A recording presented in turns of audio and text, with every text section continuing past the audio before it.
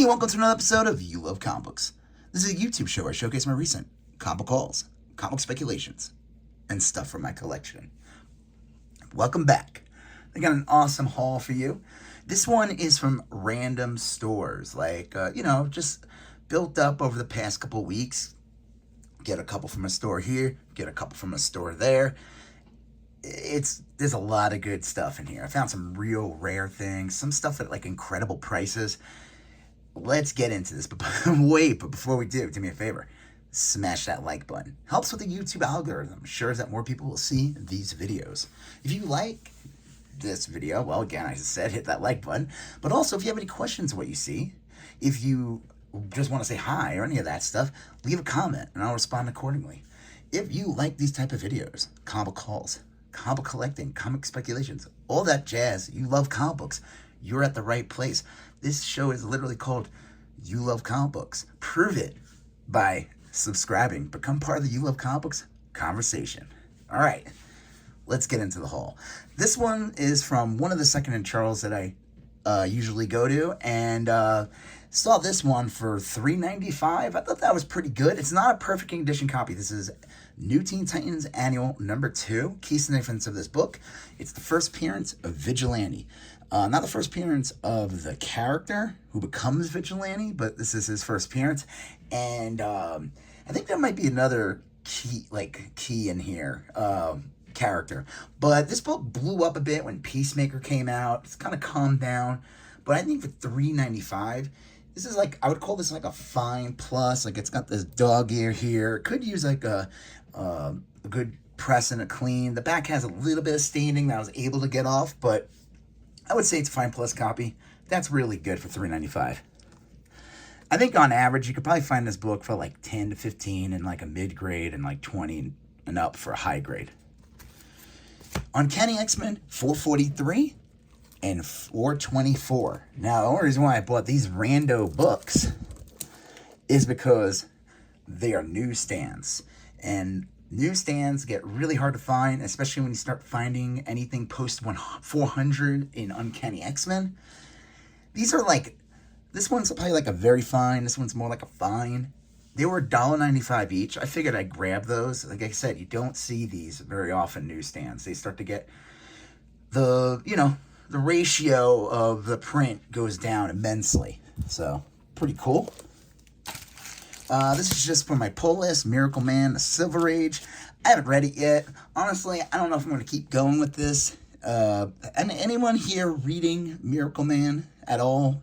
I feel like there was so much hype for decades. Like, this was a book that I think Comico or maybe Eclipse was putting out from England, and the story, the big thing about it was the story just ended at 24, and it never ended. And then it was through litigation hell where McFarlane thought he owned the rights, and then it ended up being this. He ended up going to court and losing his character Angela to I think Neil Gaiman, or he thought it was his character. Neil Gaiman, I guess, created it and technically owned it, and then and then Neil Gaiman sold Angela to Marvel with also Miracle Man. So Marvel had Miracle Man, but it took them years to get it off the ground. In 2015, they put out a reprint series, and I have those. And honestly, I would have preferred to just go and I should have just hunted down the originals instead of buying their version of it. It was kind of they were charging $5 a book, and that was in 2015. I mean, now it's I think it's $5 now anyway. But this is. It wasn't until last year that they finally put out new content. It took this long to get to the new content. And I'm curious where they're going to go with this. I'm curious how it's doing. I don't know. I haven't looked into it. Do people actually like this storyline? I don't know. We'll see. I have a couple of these issues I haven't read yet. Saw this in the dollar bin at my local LCS. This was the only one I grabbed that day. I figured it's a low issue number Cerebus. They're not worth a ton, but those early issues can be pretty rare. It's interesting. It's a shorter book. I was it's in decent condition. I'd say it's almost like a VF. So that's not bad, so why not? All right, this is pretty awesome. I found these at this one store for $3 each. And I was like, all right, I'm going to grab these. It was a stack of just Sonic the Hedgehog books. They weren't even bagged. I had to buy bags. I don't know. This is how this one store is. I'm not a big fan of it, but whatever. They want to do how they want to do it. But like I said, if I find something good at a store, even if I'm not like super crazy about how they do things, I'm still going to buy them, you know? Gotta take the opportunity when you grab, you get it. Sonic the Hedgehog number 115 in a newsstand. And these issues have low print runs around this point. Sonic the Hedgehog 119, kind of like an iconic image, again in a newsstand. These are all like, I would say VF. Some are more like low VF and some more like VF near mint. Like a good press and clean would probably really fix a lot of these books. Like this, that could be cleaned out. This is Sonic the Hedgehog 121. That's pretty cool. 122. They're just like random issues, They were just in a stack. And I'm like, okay. And they feel like there were 3 each. 123. And then 124. This is with Shadow on the cover. This is a great issue, actually. I looked this one up. Like, all these books on average go for like $10 to $15. But this one, I was looking at, I didn't look at like final sales and stuff like that, but there's people like wanting like $75 for this one. I think that's probably a way, you're not going to get that, but who knows? Like, there's a Sonic movie coming out and Shadow is in it. So it's not coming out until like the end of the year. So once they release a trailer, there'll be some hype. Sonic the Hedgehog 124 is an awesome book to find. This is actually an awesome cover with Supersonic versus Sonic here, Sonic 126. And again, these are all newsstands. So it's really awesome. Look at a weird price, $219 in the US, Canada, $259. Like, that's what they were selling them for. What a strange number. They sat around the room, figure out, what are we going to retail these for? And they're like, $2 and, you want to do $2.50, $2.25, maybe just 2 even? $219. Oh, okay. Sure, why not? Sonic the Hedgehog 128. This was $3 also. This is Life with Archie, number 14 magazine from 2011. This thing was in perfect condition. It has a great cover of Archie with Benny and Veronica. Clearly, they're a throuple. Good for them. It's 2024, guys. Covers like this always do very well in like aftermarket. So I always keep my eye out for stuff like this. Then I went to this other store, and if you watched my previous video, it was the one about where I found a bunch of comics for 50 cents each. There was a half off sale going on there, so the dollar bins were all 50 cents. But I also went through his regular bins and grabbed a couple of books, and these were all half off. So as long as they were under 20, they were half off. Sonic the Hedgehog number 64, IDW. This is more current. I picked this one up because of the Charlie Day from Always Sunny in Philadelphia meme. People use that gif of him, like, kind of making fun of, conspiracy nuts where they have all this stuff on the wall. So it's kind of funny. I forgot the name of this character. His name's like Silver or something. Maybe he's supposed to be wacky. I have no idea. I literally just got it because of the meme. So that was 2. Supergirl, Woman of Tomorrow, number 7. I think I needed this issue. This one, I should have looked at it more when I got it. I mean, it was only $2.50. It's not in perfect condition, but, I mean, it's fine. What are you going to do? This is pretty cool. I'm surprised I didn't pick these up at the time, but I think I was kind of done with buying Star Wars stuff by the time the prequel movies were ending, I bought less toys at the time, and I stopped buying the comics. I was just like a little burnt out. But Star Wars Episode 3, Revenge of the Sith, number 2, with an awesome Grievous and Obi-Wan. I wonder if this is the issue where he goes, "Hello there." That's another meme. Star Wars Episode 3, the first issue. Now I'm wondering if these had photo covers as well. They only had these 2 issues. Obviously, there's 2 more to go. I'll keep my eye out for them. So that's pretty cool. I would say probably out of all the prequels, it seems like Episode 3 is the most respected one out of the prequels. It still has its issues. I remember, now I was in my just graduated college when episode 1 came out. And let me tell you, that movie was not good. When I saw that in the theater, there's some cool scenes. But I was underwhelmed. And then episode 2 was definitely an improvement. Flawed movie, very flawed. But compared to episode 1, I thought it was awesome. But then episode 3 came out, and again, even better. Very flawed, lots of weird things in there. My favorite moment, though, I saw it like 2 in the morning.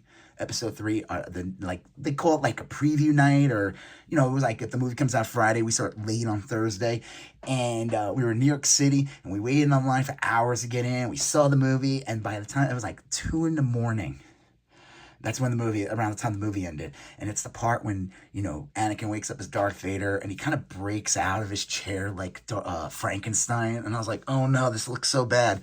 And then he, Palpatine tells him that he killed his wife or something. And he just looks up and he goes, no. And my God, I almost cracked up. I was like, you had to wait, besides waiting for decades or years for the prequels, you had to wait, when you saw episode 1, you had to wait 6 years to see episode 3. So to get to that journey, and then it ends on, no, it was actually kind of funny and, a little sad. This one's a really good book. X-Force number 11 in a newsstand. This thing is mint. This is, besides an early Deadpool appearance, so this was $4.50. I think that's a good price for this. I wouldn't pay $9 for it. I see this book can go for like $20.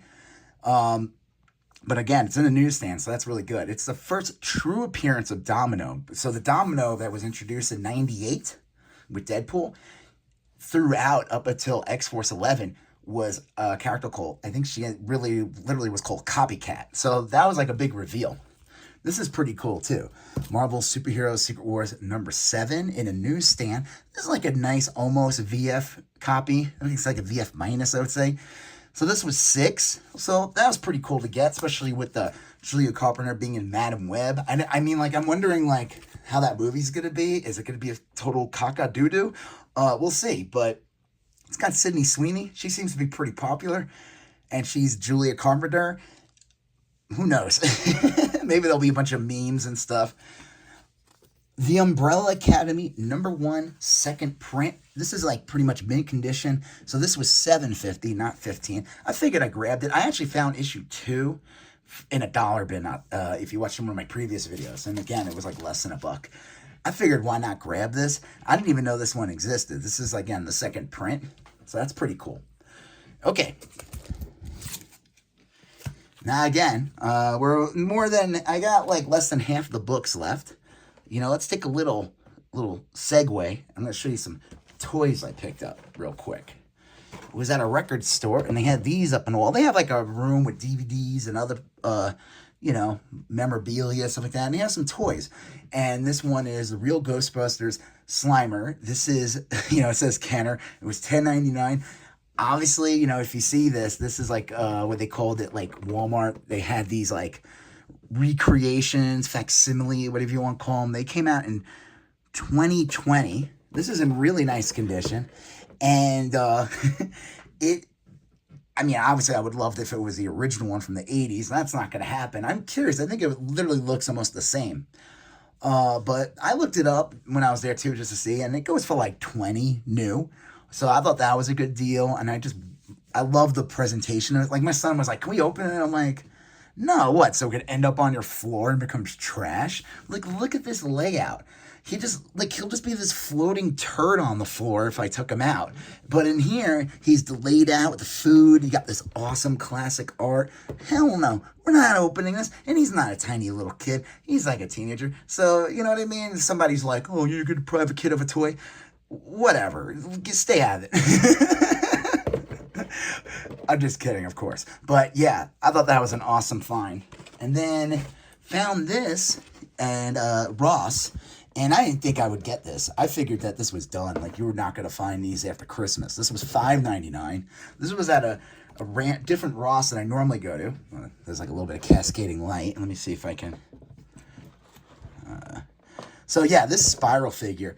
these, like, I don't know what they're calling this line, where it looks like the original Toy Biz packaging, but it's kind of in the same line as this Rogue figure on the side. And I think it is David Nakayama art on the side.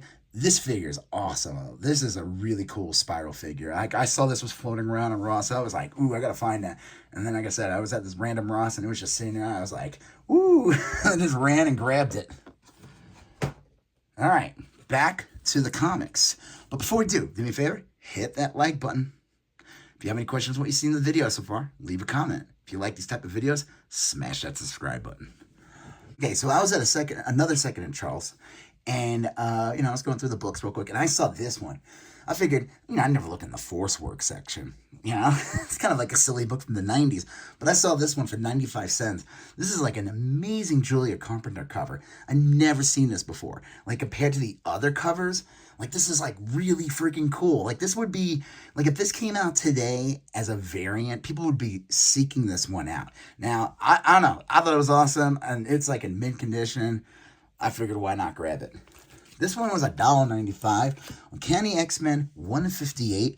This is it's not in the greatest condition. It's got a little bit of subscription crease. There's a little bit of water damage, but I think this is going to be a great book for somebody to press and clean. It's in the newsstand. Key significance of this book: first, Rogue and X-Men. These were $2.95 each. Now, I was like, what? Too little too good to be true. Deadpool #1, Deadpool #2. They look great. Problem is, they're split covers. The front and back cover are separate from the actual book. But I figured for $2.95 each, that's still not bad. And I had a $5 coupon. If you spend like $25 or more, you could use that $5 coupon. Basically, getting these books for free. I figured with the Deadpool movie coming out, even with the detached covers, still, I think, a good thing to get. This is awesome. I never seen these before. This was a great find. These are only $2.95 each. WWF World Wrestling Federation Ultimate Warriors Workout from Valiant Comics. So this predates, like, the whole Valiant, Solar, and Exo Manowar. This is when they were doing more licensed stuff with Nintendo. Then, found another one. Then again, another $2.95. When I Get My Hands on You. That's the name of this one. And again, now I looked it up. These book prices are like what they sell for, like, all over the place. I saw one sell for $30. I saw one sell for $5. I saw one sell for $20.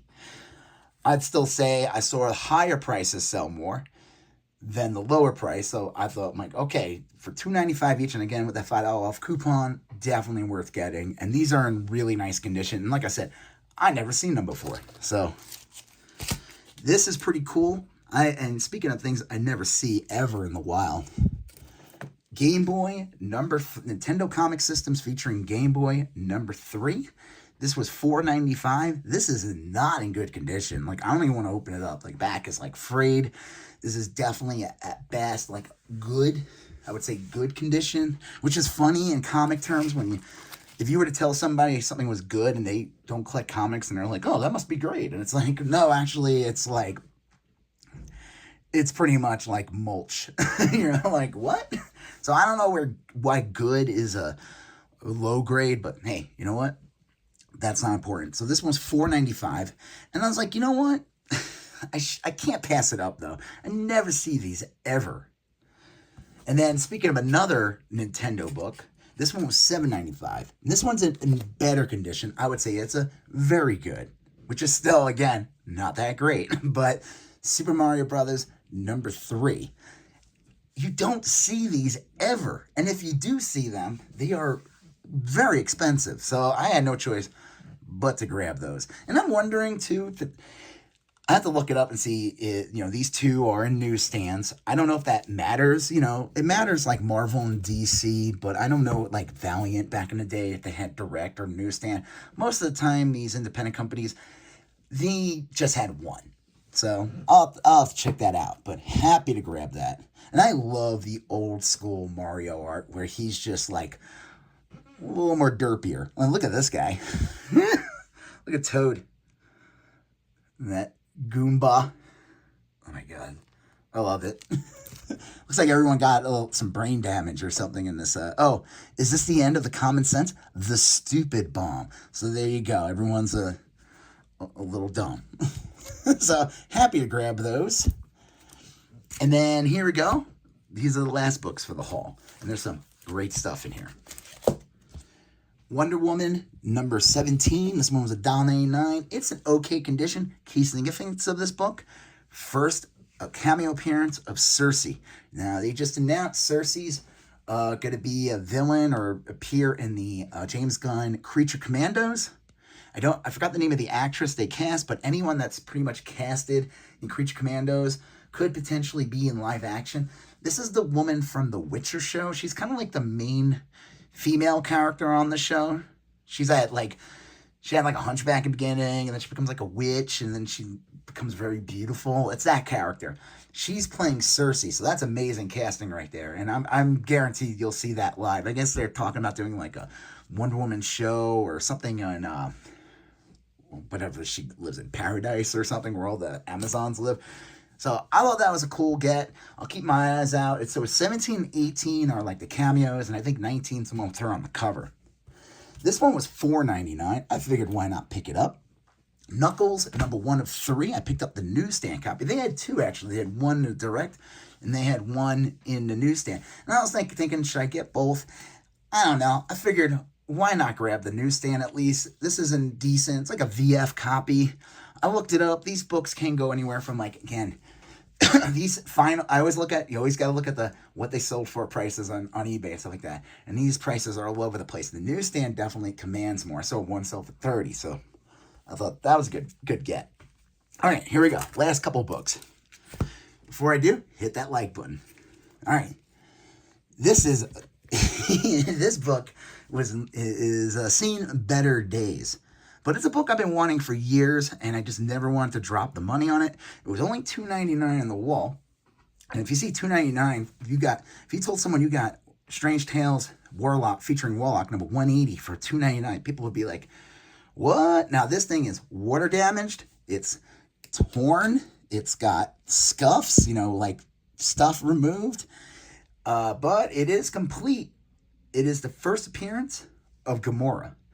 And I thought that was an amazing find. I've been wanting to get this book. This is the last issue I needed to complete that 4-issue arc in Strange Tales. That's where they introduced Pip the Troll. That's where they introduced the Magus. It kind of like, that's when Jim Starlin, so you had your Warlock series 1 through 8, and then it got canceled or whatever, and then you didn't have Warlock for years. Like, he'd show up in some, like Hulk, and I think he showed up in some other stuff. And then Jim Starlin, they basically rebooted Warlock in here, and that's when they introduced all these new elements, and kind of like the Warlock we know today more is really in this 4 issues, and then they restarted the Warlock series at issue 9, which I always thought was kind of odd, because it was like 4 years after the comic was canceled. They should have probably started off with number 1. Maybe it would have done better. Who knows? There's like reasons why they did things back then. Like it had to do with circulation, holding spots on newsstands. That's why back in the day, you didn't see like reboots in issue number 1s because there were slots and newspaper stands and stuff, because most of the comics were sold in the newsstands. You didn't have comic stores yet. So that's probably the reason why they didn't. But I'm digressing too much. All right. Last 2 books of the haul. Like I said, happy to get this. And I figured if I ever find a decent condition of this book at a price, I could probably still resell this for way more than $2.99. Nothing crazy, but definitely way more than what I paid for it. So it's a good placeholder. All right, these are pretty awesome, especially for the price I paid. Amazing Spider-Man, number 71. Awesome. John Romita, Quicksilver vs. Spider-Man cover. It is like a VG copy. It was $14.99. The cover looks decent. Like I said, it's seen better days. The biggest flaw in this book, let me be careful with this, is it's got a nice chunk taken out on the back cover. But I figured it's still attached to cover. It still presents well. And it was only $14.99 for a pre-100 Spider-Man comic with an awesome classic John Romita cover with Quicksilver. And then this one, I thought was crazy. And I need to look at this book and make sure it's complete. It looked complete. I checked it out. I couldn't believe it was only this price. Amazing Spider-Man number 32, the second appearance of Dr. Kirk Connors. He's the one who's the Lizard. Now, we were introduced to him in, I guess, issue 7? 5? No, 6? I don't know. Whatever the Lizard's first appearance is. And the Lizard does not come back till, like, issue 43 or 44. But Kirk Connors, who's, like, Peter's professor, mentor, whatever, I guess, I don't know if I'm positive he appears in that first issue. This is his second appearance. And it looks, I mean, from it presents well. It's complete. There is like, it is brittle. I would say at best this is like probably like a 2.5. The big, it's got this tear here, but it's still attached. I wouldn't want to mess with it. But for $9.99, I couldn't believe it was that cheap. That's why I got to look there. I'm wondering, like, you got to be careful with some of these Silver Age books. I always hear, like, you want to count the pages. I'm not going to sit there and count the pages in the store, especially when the book's only $9.99. Let's just say this. I never gotten any pre-Dicto or pre-Romita Spider-Man. So Dicto leaves, like, I think at 38 is his last issue. That's pretty awesome. Basically anything, I never had a Spider-Man book with this corner box in it. I'm pretty sure. So, yeah, that was awesome, man. For $9.99, I'm pretty positive. Like, I don't even care if it's... I mean, I do, of course. But $10 for Silver Age Spider-Man pre-50, low 30s. And it is considered a key, second to Kirk Connors. I was like, what? And like I said, I couldn't believe that this one was more than that one. I don't know who was pricing these books that day. Like I said, I looked it up. Low-grade copies of these still go for a lot more than they should be. So that was an awesome find. Like I said, finding this one, even though really poor condition, happy to get that. So yeah, this was an awesome haul. Lots of great stuff here. This has been, we're not even done with January, and I found amazing books in these first couple of weeks of 2024. So who knows what else I'm going to find this year. I mean, it just gets crazier and crazier. Who knows? Maybe I'll find a Spider-Man, Amazing Spider-Man number 1 in a dollar bin. Wouldn't that be awesome? That would make my day. I think that would make my century. All right. Well, on that note, like I said, do me a favor, hit that like button. If you have any questions on what you said on the video, do me a favor and leave a comment, and I'll respond to you accordingly. If you like these type of videos, comic calls, comic speculation, etc., do me a favor, smash that subscribe button, become part of the You Love Comics conversation. You're going to see a previous video here. You're going to see a previous video there. You're going to smash that subscribe button. I'll talk to you guys later. Have a good one. Oh, bye-bye.